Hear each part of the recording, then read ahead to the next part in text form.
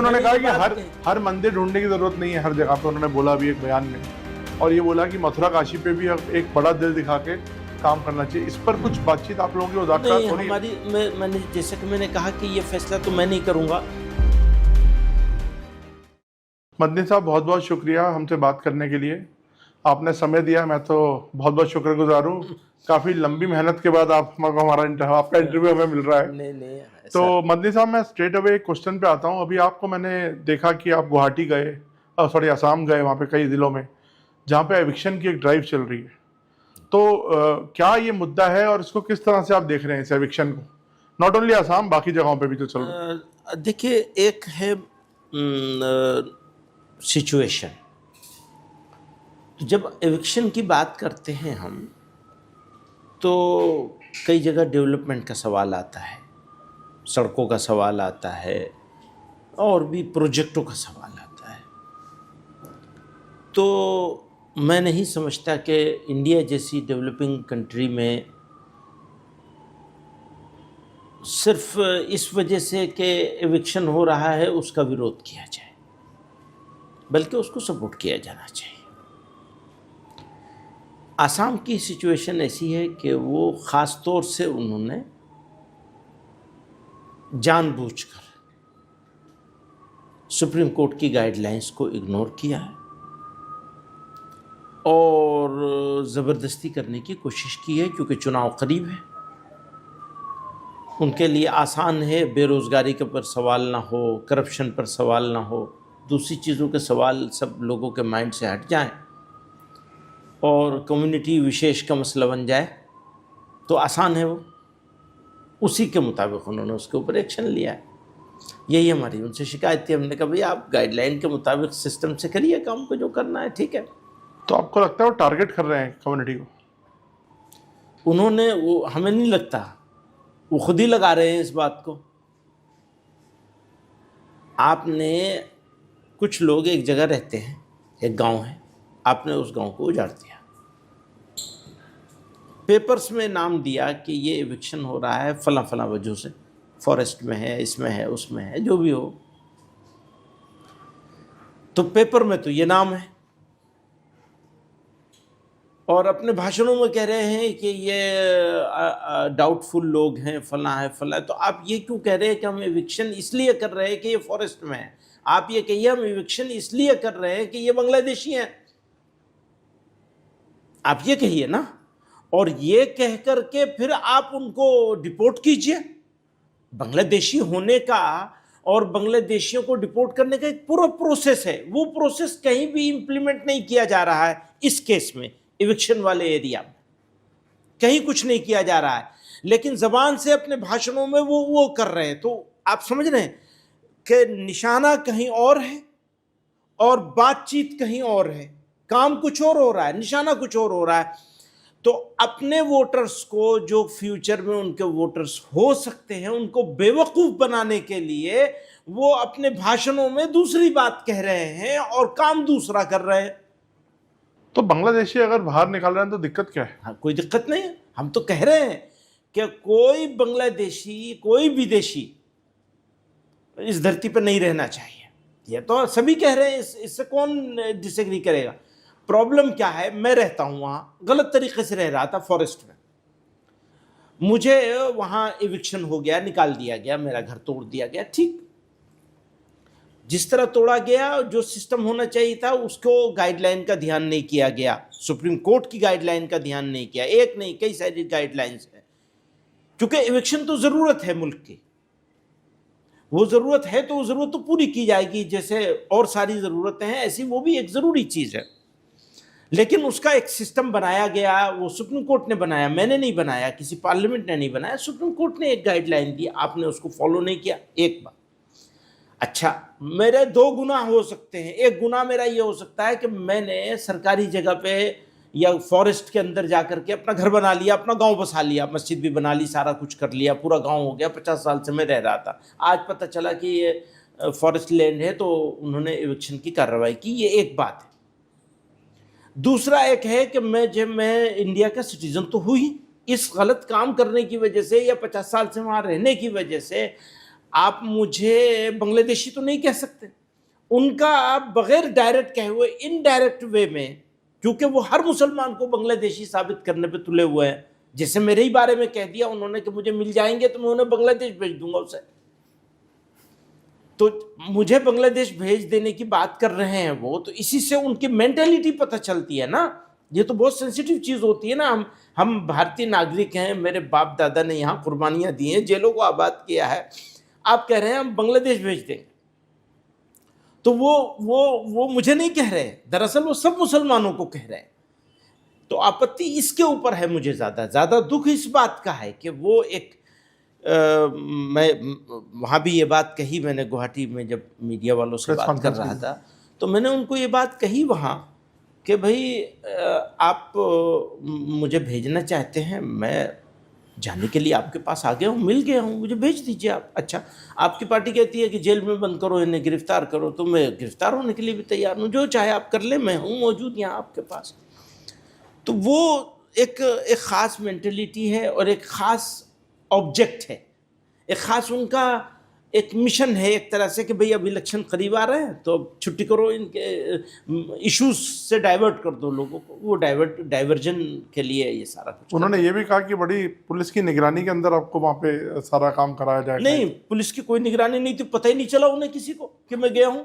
मैं तो कॉमन आदमी हूँ। वो कहते हैं मैं हीरो हूँ और ये जीरो है, मदनी जीरो है। हाँ सही कह रहे हो भाई, मैं तो जीरो से भी नीचे कुछ हो सकता हो, शून्य से नीचे भी कुछ हो सकता हो, मैं वहाँ भी ठीक हूँ। पर आप तो हीरो है ना। आपको अब मैं कॉमन आदमी गया वहाँ जाकर के, जब मैंने बताया तब पता चला उनको कि मैं आया हूँ। बट ओवरऑल जो गवर्नमेंट की नीति है एविक्शन की, उससे आपको कोई तकलीफ नहीं है, लेकिन ये जो टारगेटिंग है आपको लगता है ये गलत है?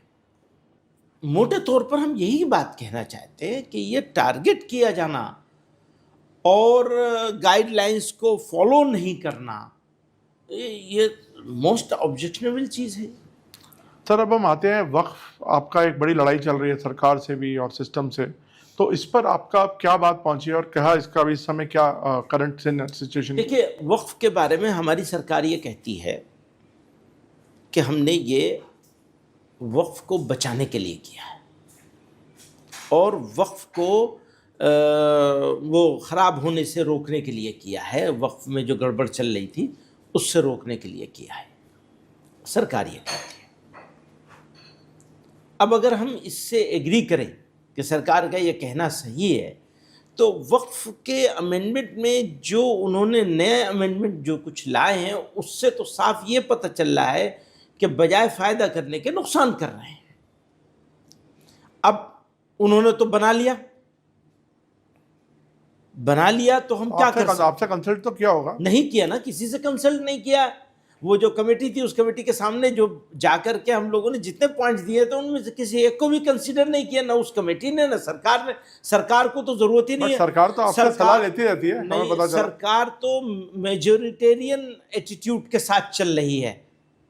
हमारी मेजोरिटी, हम जो चाहेंगे कर लेंगे और जो चाहेंगे कानून। मेजोरिटी है कहाँ? लेकिन जितनी भी है, जैसी भी है, कानून बनाने भर की तो है ना। पार्लियामेंट में तो जो जैसे अपोजिशन ने तो अपोज किया ही है उसको। लेकिन आपको लगता नहीं अपोजिशन भी कोई एक म्यूटेड अपोजिशन है? उस तरह से जो भूमिका उनको निभानी चाहिए थी नहीं निभाई। आपने शायद कहीं बोला भी था।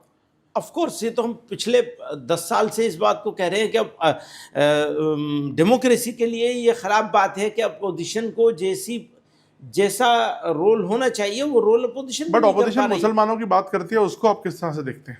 देखिए, मुसलमानों का इशू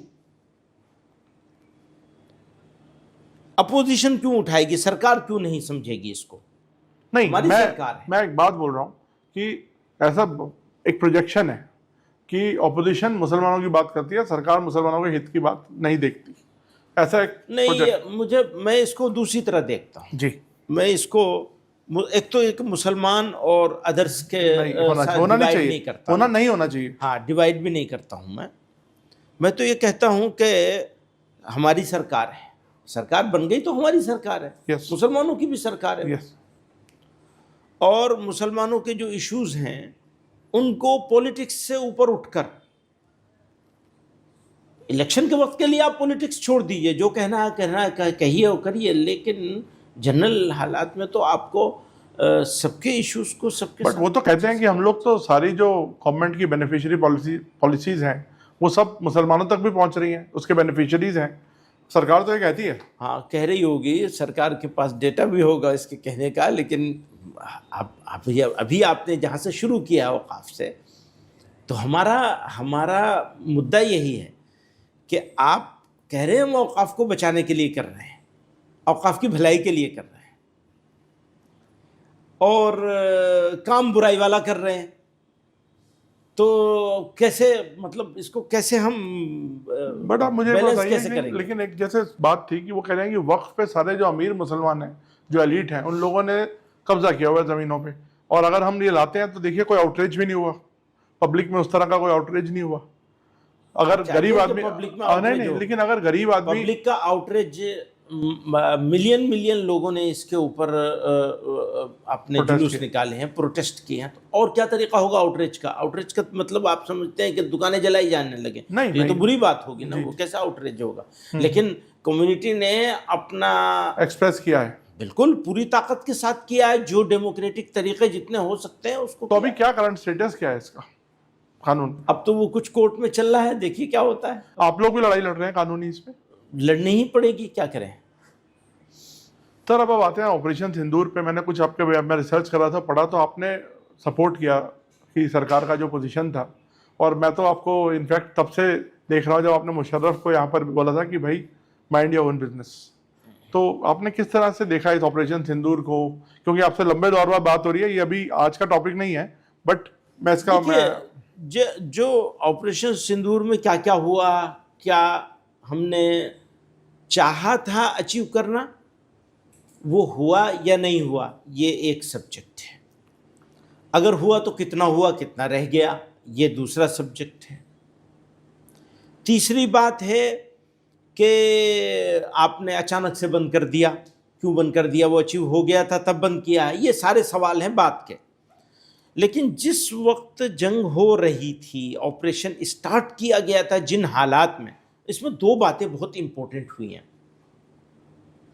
एक तो जिस तरह उन बदबख्तों ने नाम पूछ करके लोगों को मारा, मैं इस देश की जनता को, अपने देशवासियों को, अपने साथियों को, वो जिनको मैं हिंदू मुसलमान में बांटना नहीं चाहता हूँ, उनको कितना शुक्रिया अदा करें कम है कि उन्होंने पेशेंस रखा। सही बात है, ये कोई और मुल्क होता तो पता नहीं क्या क्या हंगामे होते। ये भारत की खूबसूरती है, हमारे बुजुर्गों ने भारत को चूज़ किया था, इंडिया में रहना चूज़ किया था। वो लोग इस्लामिक स्टेट की बात कर रहे थे, उनको रिजेक्ट किया था कि वो झूठ बोल रहे हैं, और इंडिया को चूज़ किया था। ये खूबसूरती है इंडिया की। अभी भी जैसे आप कह रहे थे कि इस्लामोफोबिया बहुत हो गया है या हो सकता है, इस सब के बावजूद उस शर्मनाक हादसे को फेल करने में सबसे बड़ा रोल जो था वो इस देश की सिविल सोसाइटी का था, आम नागरिकों का था, कि उन्होंने इसको पहचाना, समझा कि ये दरअसल इस मुल्क में बसने वाले और रहने वाले कम्युनिटीज़ को, समुदायों को लड़ाने की साजिश है। उस साजिश को फेल किया। एक ये बहुत ही बड़ा काम हुआ, या ऑपरेशन सिंदूर से भी बड़ा काम हुआ। फिर उसके बाद जब ऑपरेशन सिंदूर का फैसला ऑपरेशन गवर्नमेंट ने किया, तो जो लोग गवर्नमेंट को हमेशा क्रिटिसाइज़ करते हैं, जिनका अच्छे काम पे भी क्रिटिसाइज़ करना ड्यूटी होता है, जिनको हम कह रहे थे कि अभी रोल नहीं प्ले किया, उन्होंने भी सबने सपोर्ट किया। तो हमारी तो ड्यूटी है ये कि हम साथ खड़े होंगे अपनी सेनाओं के। तो बस वही था, उतना ही है वो बात है। मंदिर जी, मैंने आपका कहीं पे एक बयान पढ़ा था कि आप कहते हैं कि हमारी किसी से कोई दुश्मनी नहीं, ना आरएसएस से, ना बीजेपी से, ना सरकार से। हम आरएसएस के साथ भी काम करने को तैयार हैं। हाँ। तो अभी आपने जैसे जिस तरह से आरएसएस का भी कुछ आउटरीच बढ़ा है हाल में टुवर्ड्स मुस्लिम, तो किस तरह से इसको देखा जाए? अच्छा है, मतलब इसको बहुत सारे इफ एंड बट हैं इसमें अभी भी, लेकिन थोड़ा सा इसको अगर तफसील से बताएंगे, because people want to know the view. देखिए, आप जो लोग जो सुनना चाहते हैं और जो मैं कहना चाहता हूँ, उसमें कुछ फर्क नहीं है। राइट। एक मेरा पर्सनल व्यू नहीं है, बल्कि ऑर्गेनाइजेशन की जो सबसे बड़ी हमारा प्रोग्राम होता है 2023 में हुआ था, वो रामलीला ग्राउंड में। जी। अभी भी हम करने वाले हैं वो, फिर अक्टूबर नवंबर में फिर करने वाले हैं। तो उस मौके पर हमने रेजोल्यूशन पास किया था, ये कहा था इंगेज होना चाहिए, डिफरेंसेस हैं, उन डिफरेंसेस को मिनिमाइज करने का तरीका डायलॉग के सिवा कुछ नहीं है।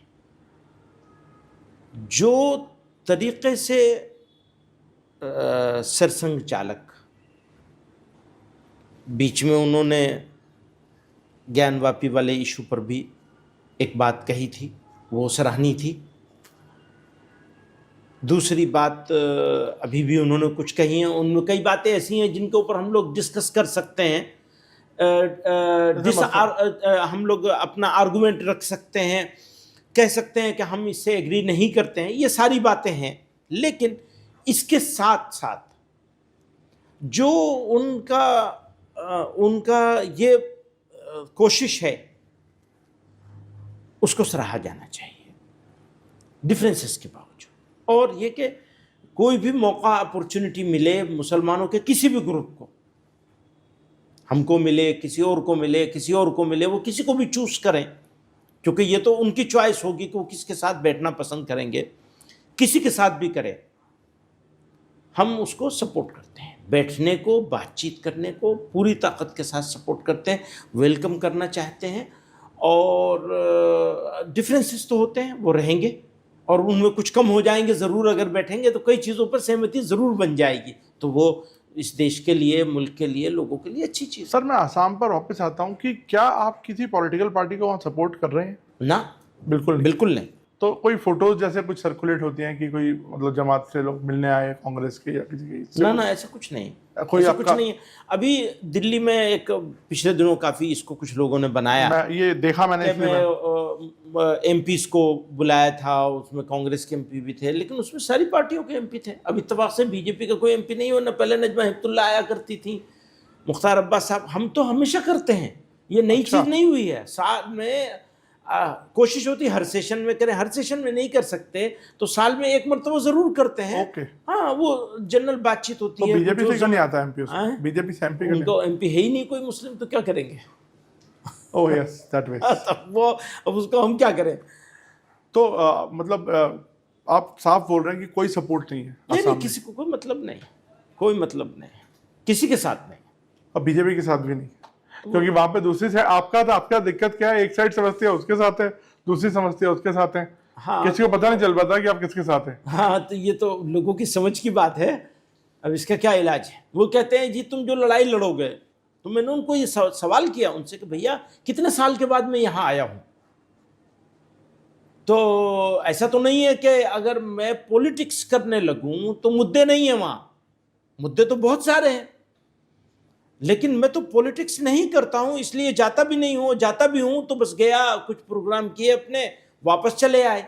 मीडिया के साथ तो कभी 10 साल में पहली मर्तबा मीडिया से मैंने बात करी है वहाँ। वैसे भी मीडिया वालों को तो हमेशा मुझसे शिकायत रहती है कि मैं गायब रहता हूँ, मिलता नहीं हूँ। यस, तो ये तो है, ये जायज़ शिकायत है, आपको मिलना बड़ा मुश्किल है। तो वहाँ भी यही मैंने कहा, मैं 10 साल में पहली मर्तबा आपसे बात कर रहा हूँ, तो मैं क्या पॉलिटिक्स कर रहा हूँ? पॉलिटिक्स करेंगे तो सबसे ज़रूरी टूल तो मीडिया होती है कि भाई मीडिया को साथ लिया जाए, उनसे बात किया जाए, उनके साथ। आप मीडिया से नाराज हैं? नहीं, सच्ची नहीं, ईमानदारी की आपसे ईमानदारी की बात यह है कि मीडिया वन साइड है, तो क्या बात करेंगे? बट ऐसा क्यों लगता है आपको? हम तो हमेशा रीच आउट करते हैं, सब लोग। ऐसा ही है, आपकी बात नहीं है, मतलब आप पर्सनल मत लीजिए, पर्सनल हमारे दोस्त हैं। मैं एक ओवरऑल बात कर रहा हूँ। हाँ, तो पर्सनल कुछ नहीं है, ओवरऑल बात यह है कि मीडिया एक खास नैरेटिव सेट कर रहा है मीडिया ने, और उस नैरेटिव को चला रही है, और उससे फ़ायदा मीडिया को हो जाएगा, ज़रूर बिक जाएगी चीज़, सेंसिटाइजेशन हो जाएगा, लेकिन मुल्क का नुकसान है, मुझे ऐसा लगता है। तो जब कोई चीज़ मुल्क के नुकसान में मुझे लग रही है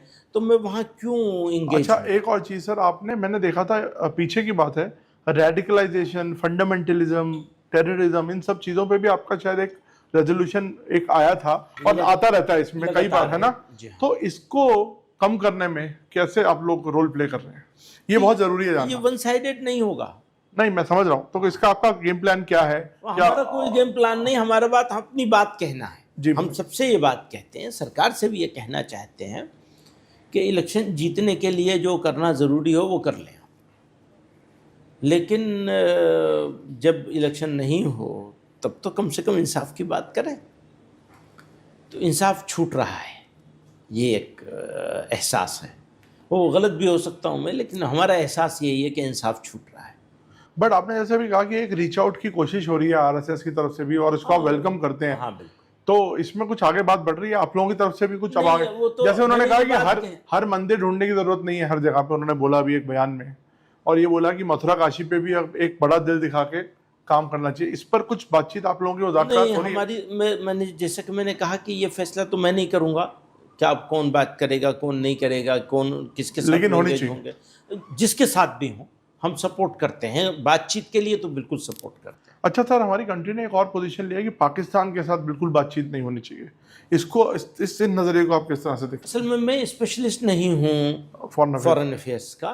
लेकिन सर आपका वॉइस मैटर करता है, क्योंकि देवबंद का इन्फ्लुएंस, आपने कई कॉन्फ्रेंसेस करी हैं तो उधर से भी लोग आते हैं कई बार। हाँ वो ठीक है। उधर के पार्लियामेंटेरियंस इनफैक्ट आए थे एक बार जब मैंने कवर किया था। जी हाँ, तो वो है सब। अब हमारे देश को उसकी जब भी ज़रूरत होगी तो हमारी तरफ से उसको अवेलेबल होगा इंशाल्लाह, जो भी हो सकेगा। लेकिन ये कि मैं इस बारे में बहुत राय नहीं दे सकता, क्योंकि वहाँ पे भी एक ताकत नहीं है।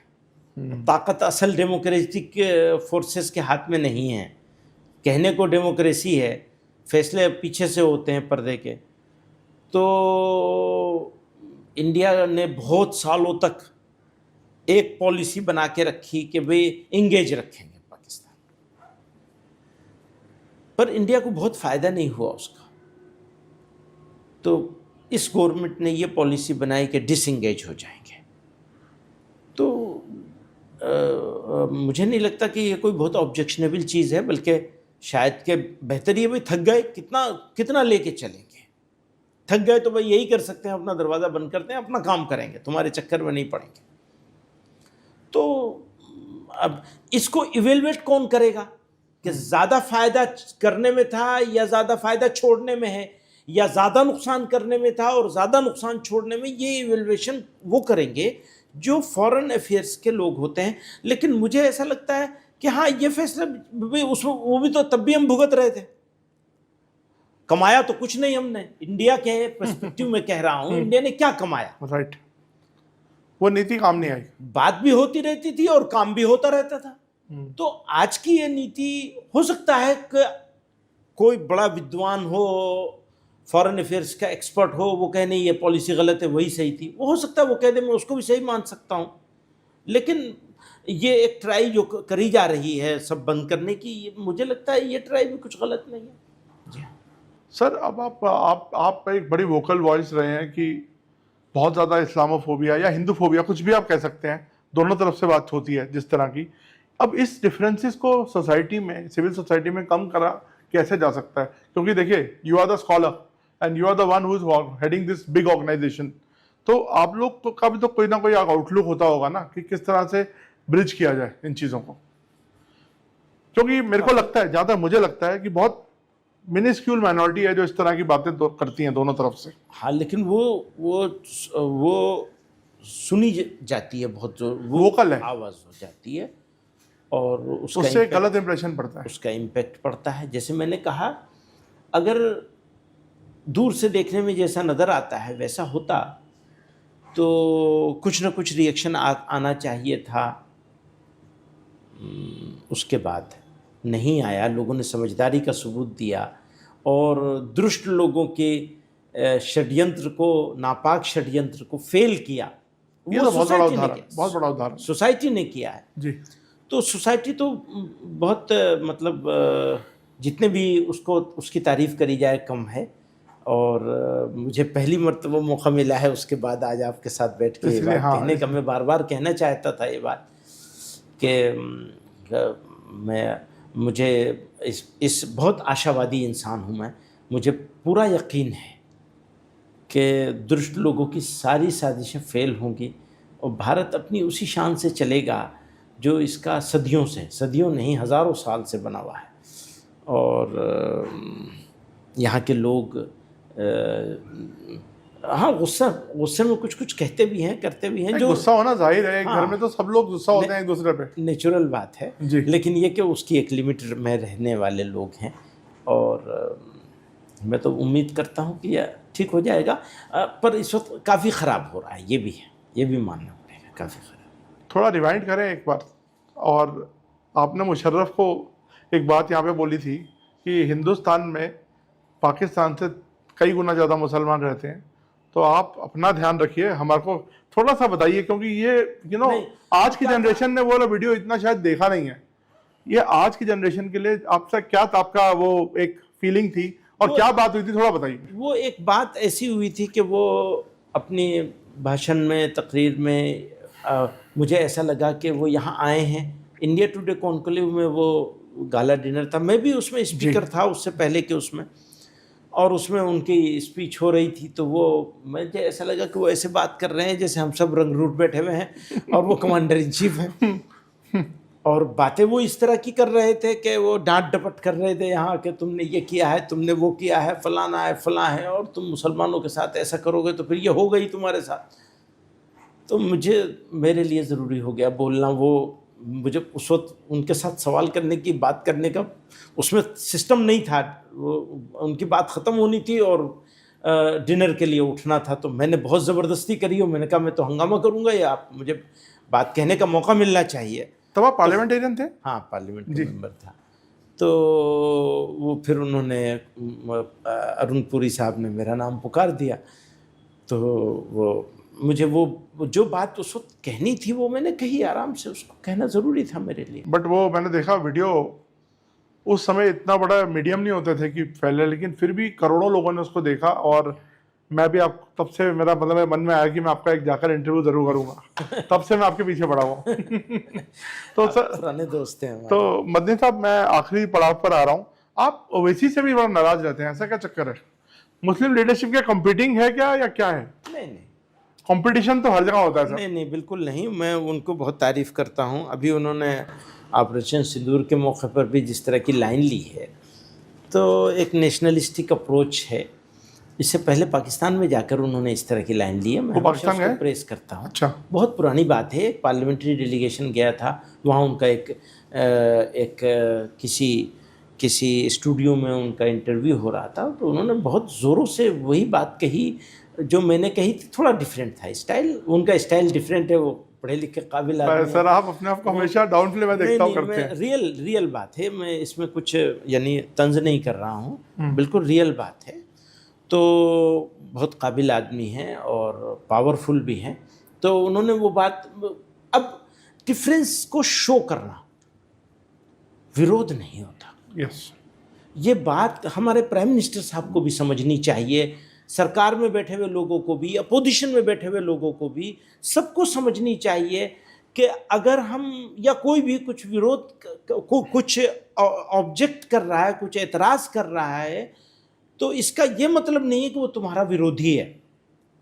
तो मैं ओवैसी साहब का विरोधी नहीं हूँ, लेकिन उनकी बहुत सारी पॉलिसियों से मैं डिसएग्री करता हूँ, और उन्हें भी यह हक रहना चाहिए कि वो मेरी किसी बात से डिसएग्री करें और प्यार के साथ, सम्मान के साथ डिसएग्रीमेंट को शो कर दें।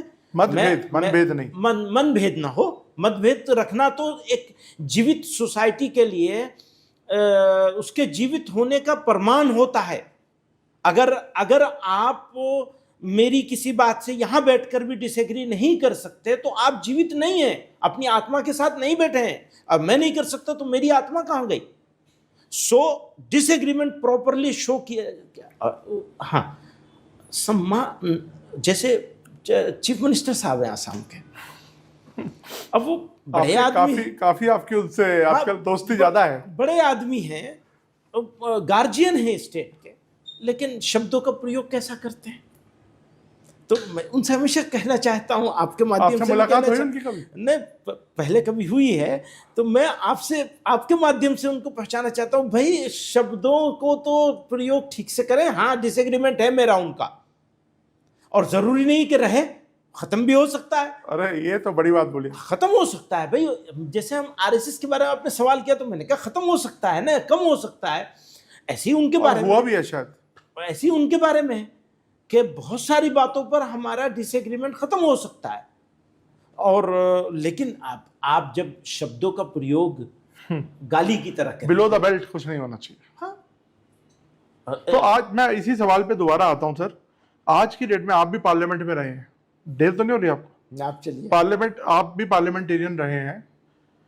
क्या आज की जो शब्दावली है अक्रॉस द पार्टी लाइन, मैं बीजेपी या कांग्रेस और ऑपोजिशन नहीं बोल रहा हूँ, आपको लगता है स्तर बहुत निम्न हो गया? हाँ, कम हुआ, कम हुआ। तो इसको थोड़ा सा अगर आप एनालाइज करें। नहीं, कुछ एनालिसिस ज़्यादा करने की ज़रूरत नहीं है। इसका ध्यान प्राइम मिनिस्टर साहब भी नहीं रखते हैं।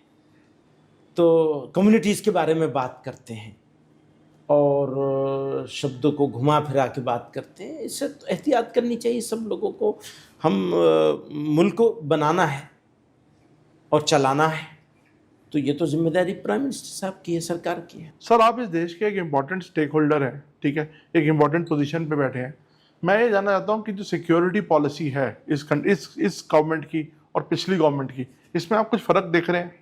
और आपको क्या लगता है कि एक अच्छा था, अब हमारा जो एक बेस है वो स्ट्रांग हुआ है पहले से? हाँ, यकीनन स्ट्रांग, इसमें कोई शुबा नहीं, कोई डाउट नहीं, पहले से स्ट्रांग हुआ है। बिल्कुल, पहले से बेटर भी हुआ है, स्ट्रांग भी हुआ है, बिल्कुल ये मानना पड़ेगा। जी हाँ। तो किस आधार पे आप ये थोड़ा सा अगर आप समझाएं तो? देखिए, वही बात कि मैं सिक्योरिटी एक्सपर्ट नहीं हूँ, नहीं, लेकिन दूर आप से बैठ के देख रहा हूँ। आप करिए, लेकिन एक बात है, आप काफी आपसे कंसल्टेशन भी चीजों को लेके होता है, हमें पता है, और आप काफी स्टेक होल्डर रहे हैं मैं दूर से बैठ के देख रहा हूँ और मुझे ऐसा लगता है कि लॉ इन्फोर्सिंग एजेंसीज में प्रोफेशनलिज्म बढ़ा है। और मोटे तौर पर हम ये देखेंगे तो ओवरऑल अगर देखेंगे पूरा, कहीं कहीं कोई शिकायत कोई निकाल लाएगा कि नहीं आप गलत कह रहे हैं, फला जगह ऐसा हुआ, हाँ हुआ है, बहुत जगह पे हुआ है। लेकिन जब हम पिछले 10 साल और उससे पिछले 10 सालों को देखेंगे तो ज़मीन आसमान का फ़र्क है, बिल्कुल ज़मीन आसमान का क्लियर फ़र्क है। अब उसकी बहुत डिटेल में मैं जाऊंगा तो आपका भी टाइम ख़राब होगा, मेरा भी ख़राब होगा, लेकिन ये मोटे तौर पर मैं ये बात माननी पड़ेगी कि प्रोफेशनलिज्म भी बढ़ा है और काम के तरीक़े में बेहतरी आई है, और मज़ीद बेहतरी की ज़रूरत है, वो होनी चाहिए। वो हमेशा अच्छा से अच्छा करने की ज़रूरत तो रहती है। तो बट आपको लगता है कि सरकार को थोड़ा और इंक्लूसिव होने की ज़रूरत है? हाँ, ये सही, इंक्लूसिव होने की ज़रूरत है।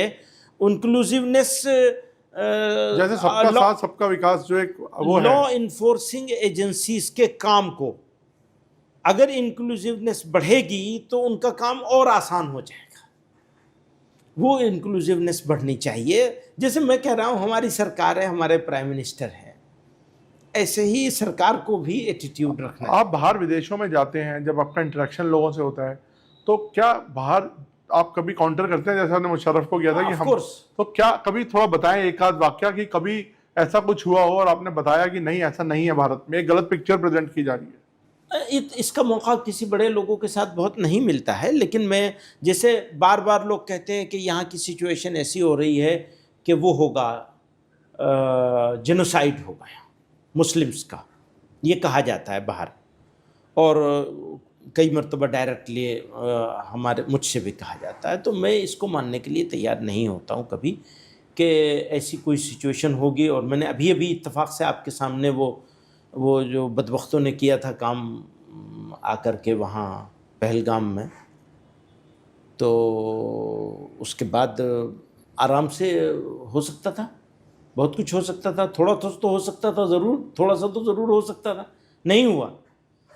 तो इसके पीछे किसी सरकार का कमाल नहीं है, सरकार का भी कमाल है एक दर्जे में, मैं उसको डिनाई टोटल नहीं करूँगा, लेकिन सिविल सोसाइटी का कमाल है, बड़ा तो सिविल सोसाइटी का कमाल है कि उसने साथ दिया है और ये समझा है कि साजिश क्या है। तो इस साजिश को समझा है तो दूसरी साजिशों को भी समझेंगे कि हमारा दुश्मन ये चाहता है कि मुल्क में अनारकी फैले, लड़ाई हो, झगड़ा हो, तो इसको तो पूरी सोसाइटी मिलकर ही इसको। तो जब ये सरकार बोलती है कि बड़ी बड़ी इंटरनेशनल ताकतें लगी हुई हैं हम लोगों को डिस्टेबलाइज करने में, इसमें कुछ हद तक आपको लगता है सच्चाई है? बिल्कुल है सच्चाई, इसमें क्या शुबा है। सारी दुनिया में ये वो बड़ी ताकत है तो सारी दुनिया में यही करती चली आई है, कोई नई बात तो है नहीं उनका। जहां से उनका पैसे का मसला हल ना हो और गुलाम ना बना सकें। पहले ज़माने में गुलाम बनाते थे फौज ला करके, अब गुलाम बनाते हैं टैरिफ लगा के। एक बार बताइए, टैरिफ पे जो हमारा राजना, हम एक बात बिल्कुल साफ है, इंडिया को स्टैंड करना चाहिए। तकलीफ उठा लेंगे, आधी रोटी खा लेंगे, आधी रोटी खाएंगे, सूखी रोटी खाएंगे, पर झुकेंगे नहीं किसी के सामने। तो ये अच्छी पोजीशन ली इंडिया ने। अच्छी पोजीशन है, पर इसमें बाकी रखना है, वरना झगड़ा भी होगा हमारा। बाकी रखना है इसके ऊपर, नहीं, लेकिन अगर झुकना नहीं, कोई कॉम्प्रोमाइज करने की जरूरत नहीं है। ऑफ कोर्स कंप्रोमाइज अगर होता है बराबरी के लेवल पर तो जरूर करना चाहिए, लेकिन अगर झुकना पड़े नहीं होना तो आप मोदी की पोजीशन जो उन्होंने टैरिफ पे ली है, आप उसके साथ? हम साथ हैं। टैरिफ पर जो भी पोजीशन ली है वो रहनी चाहिए। बाकी यही बात मैं कह रहा हूं, देखिए आज उन्होंने गुलाम बनाने की कोशिश की और वो फिर डिस्टेबलाइज करने की कोशिश भी करेंगे। जितनी ताकतें जहां जहां से जो भी कर सकते हैं वो करेंगे, लेकिन इंडिया इंडिया है, उसका जवाब देंगे। पर यही है कि झुकना चाहिए, बस झुकना नहीं। For more of such videos, do like, share and subscribe to ET Now Swadesh.